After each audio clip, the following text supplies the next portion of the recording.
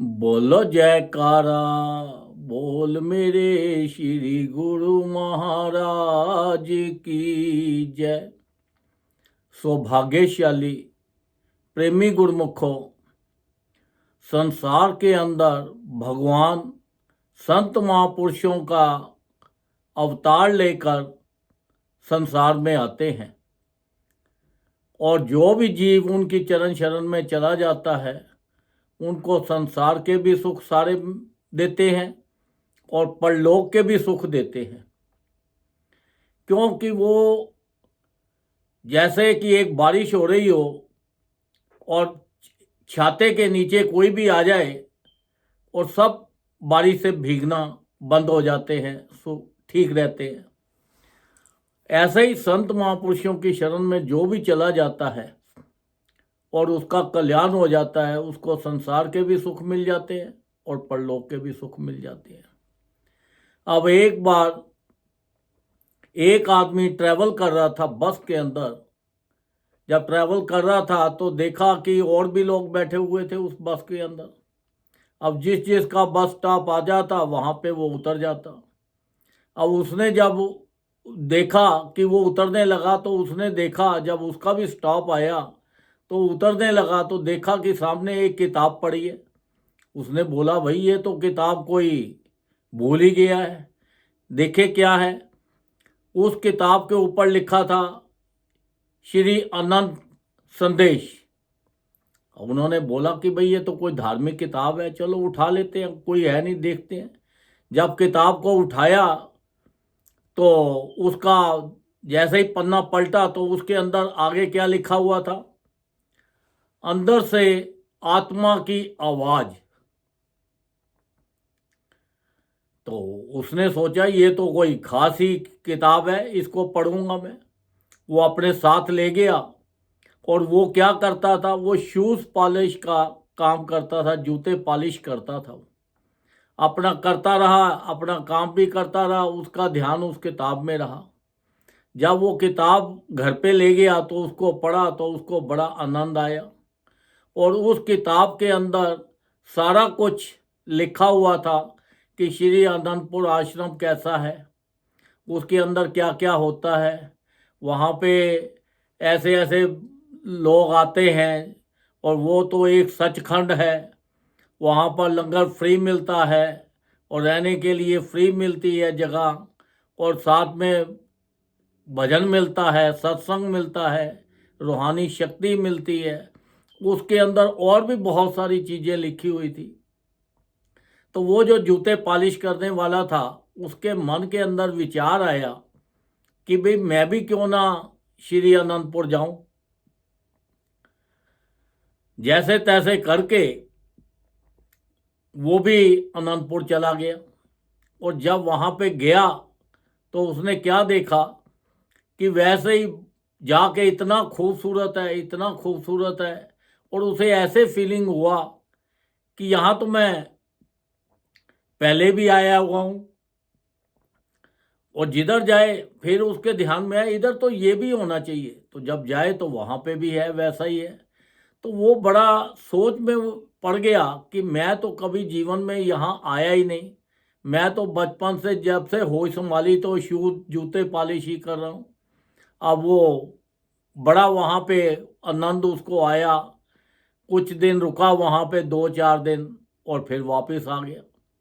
जब वापस आ गया तो फिर उसके वो किताब अपने उसके पास थी, पढ़ता था और अपना भजन भी करता था, ध्यान में भी बैठता था। जब बैठता था तो श्री गुरु महाराज जी की मूर्त को ध्यान करके बैठता था।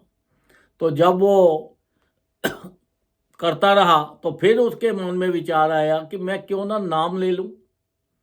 फिर दोबारा जब गया तो उन्होंने वहाँ पे जाके नाम के लिए विनती की कि महाराज मुझे नाम दो। तो तब संत महापुरुषों का हुक्म हुआ कि भाई जब नेक्स्ट टाइम आओगे फिर आपको नाम देंगे, अभी आपको नाम नहीं मिल सकता। अब वो बेचारा बड़ा परेशान हो गया, कहता है जब से मैंने होश संभाली है मैं जूते ही पॉलिश कर रहा हूँ। मेरे जो रिश्तेदार हैं वो इतने इतने बड़े ओहदे पे हैं, इतने इतने बड़े अमीर आदमी हैं, सब कुछ है, और मैं जूते ही पॉलिश कर रहा हूँ, जबकि मैंने अपने जीवन के अंदर कोई भी गलत काम नहीं किया और अपनी मेहनत करके और कमा के खाता हूँ मैं। और मैंने जो भी मांगा मुझे आज तक कुछ नहीं मिला। अब यहाँ पे नाम मांगा है तो वो भी नहीं मिला। ये देखो मेरी किस्मत कितनी खराब है। बड़ा सोचता रहा, वो कहता है कोई बात नहीं, अगली बार फिर से। जब फिर दोबारा गया थोड़े दिनों बाद, फिर उसको वहाँ पे नाम मिला। जब नाम मिला तो उन्होंने कहा, फरमाया कि देखो भजन करो, तुम आ तो गए हो और आना भी था, क्योंकि जो भटकी हुई रूहें होती हैं वो मालिक के पास पहुंच ही जाती हैं। तो उसके बाद उसको नाम दिया और नाम जप रहा था। जब घर पे आया तो सोचने लगा कि मैं ये जूते पॉलिश करना छोड़ के कोई और काम करूं। अब बड़ा परेशान था, पर कोई उसका काम बनता नहीं था। तो एक दिन वो रात को सोया तो सपने के अंदर श्री गुरु महाराज जी आए और आकर फरमाया कि भाई क्या बात है, अपना भजन करो ज़्यादा से ज़्यादा, तुम्हारे ताकि सारे कट जाए पाप, तुम्हारे कर्म कट जाए। वो फिर उसने कहा कि महाराज मैंने ऐसा कौन सा काम किया है जो कि मुझे कोई दूसरा काम नहीं बनता। मैं जूते ही पॉलिश करता रहूँगा सारी ज़िंदगी, और मैं ऐसे क्या है, मुझे बचाओ, मेरे पे कृपा करो। तब संत महापुरुषों ने उनको सपन में बताया कि देखो पिछले जन्म के अंदर तुम सेवादार थे, और सेवादार करते करते सबको सेवादारों पे लेके जाते थे सेवा करने के लिए, और तुम्हारे अंदर बड़ी ताकत थी, रूहानी ताकत, और भजन करते थे। और जब वहाँ पे एक बार जब सेवादारों को सब सेवा करके लाए तो वो सेवादार बैठ गए। तो सेवादारों को बोला फिर सेवा पे चलो, उन्होंने बोला भी थोड़ी देर पे चलते हैं। तो तब उस भगत ने कहा कि देखो कि तुम्हें सबको जब एक एक जूता पड़े ना तो तभी तुम काम पे सेवा पे चलोगे। अब उसने कह तो दिया, सब सेवादारों को भी अच्छा नहीं लगा, और बाद में उसको भी सोचने लगा कि मैंने क्या वर्ड कह दिया। अब जो उसने कहा वो तो उसका एक कर्म बन गया। तो ये देखो ये कर्म है हमारे, जो भी हम करते हैं वो हमारे अच्छे या बुरे, इसलिए हमें सबके लिए अच्छा सोचना चाहिए, अच्छा करना चाहिए। तो तब संत महापुरुषों ने फरमाया कि जो तूने वो जूते का कहा था तो वो जूते सारी जिंदगी तू जूता ही पॉलिश करता रहेगा और कुछ नहीं है, क्योंकि ये पिछले जन्म के तेरे कर्म हैं। तो फिर उन्होंने सोच में पड़ गया। फिर जब उसकी नींद खुली तो फिर देखा कि मेरे इधर इधर तो कुछ भी नहीं है, और बड़ा परेशान था। फिर संत महापुरुषों के पास गया श्री अनंतपुर, और वहाँ जाकर उसने बड़ी माफिया मांगी, और माफिया मांग के तो संत महापुरुषों ने कहा, फरमाया कि देखो हमेशा अपने मुंह से अच्छा बोलो, सबके लिए अच्छा सोचो और सबके लिए अच्छा करो, ताकि आपके जो कर्म हैं वो अच्छे बने।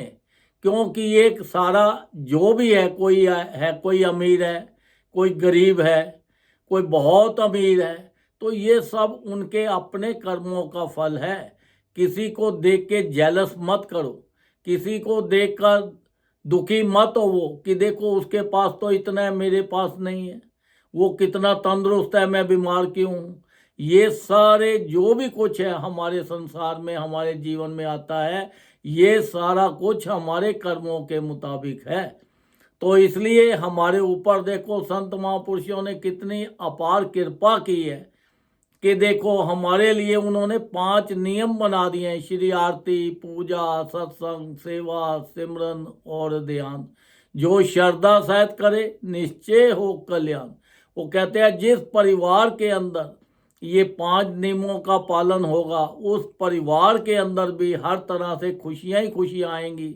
अगर उनके कर्म गलत भी हैं तो वो अच्छे होते चले जाएंगे, क्योंकि संसार के अंदर जो संत महापुरुष हैं वो तो साक्षात भगवान है। अब उनके मुखार बिंद से जो भी लफ्ज निकला है, जो भी उन्होंने फरमाया है, तो वो अटल हो जाता है।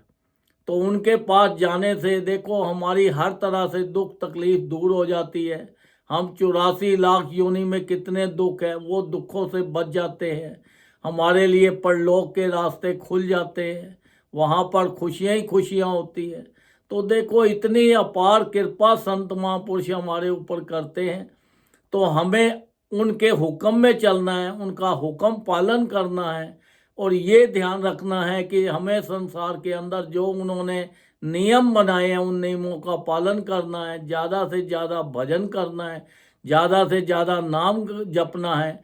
भजन करने के लिए कोई समय नहीं होता, आप लेट के करो, बैठ के करो, चलते फिरते करो, जब मर्जी करो। संत महापुरुष फरमाते हैं कि कम से कम हर जीव को 2 घंटे भजन जरूर करो। 2 घंटे कंटिन्यूस नहीं बैठ सकते तो घंटा घंटा करो, घंटा घंटा नहीं बैठ सकते तो आधा आधा घंटा करके करो। जितना भी है ज़्यादा से ज़्यादा भजन करो। वो इसीलिए भजन पे ज़्यादा जोर देते हैं कि हर जीव जो है ये संसार की जो माया नगरी है, संसार की इतनी इतनी खूबसूरत बनाई है, इतनी चीज़ें हैं बढ़िया बढ़िया, ये सब चीज़ों का इसको आनंद मिल सके। आनंद तभी मिलेगा जब आपकी तंदुरुस्ती होएगी। तो आपके पास मिलियंस ऑफ डॉलर हों, अगर तंदुरुस्ती नहीं है तो किस काम के वो मिलियंस ऑफ डॉलर, किसी काम नहीं आएंगे। अगर आप खाना नहीं खा सकते, बीमार हो, तो क्या फ़ायदा इस धन का। तो इसलिए संसार के अंदर ज़्यादा से ज़्यादा सेवा करो। सेवा करने से आपका शरीर सही रहता है, तन से, मन से, धन से, हर तरह से सेवा करो और ज़्यादा से ज़्यादा नाम जपो और सबके लिए अच्छा सोचो, अच्छा करो, ताकि आपके कर्म हमेशा अच्छे ही बने रहें।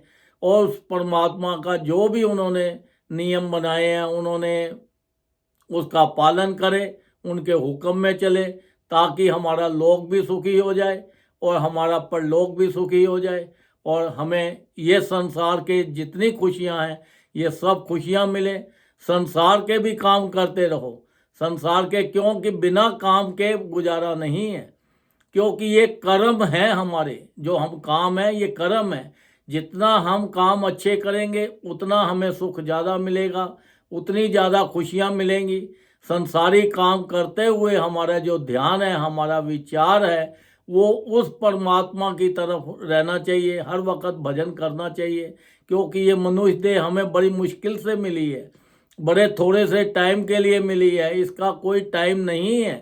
ताकि ये मत सोचो कि ये 100 साल है, 50 साल है, 20 साल है, 10 साल है, जो समय बीत गया सो बीत गया। अब आगे के लिए इससे ज़्यादा से ज़्यादा भजन करो और अपना जीवन का पूरा पूरा लाभ उठाओ। संसार की भी खुशियाँ लो और परलोक की भी खुशियाँ लो।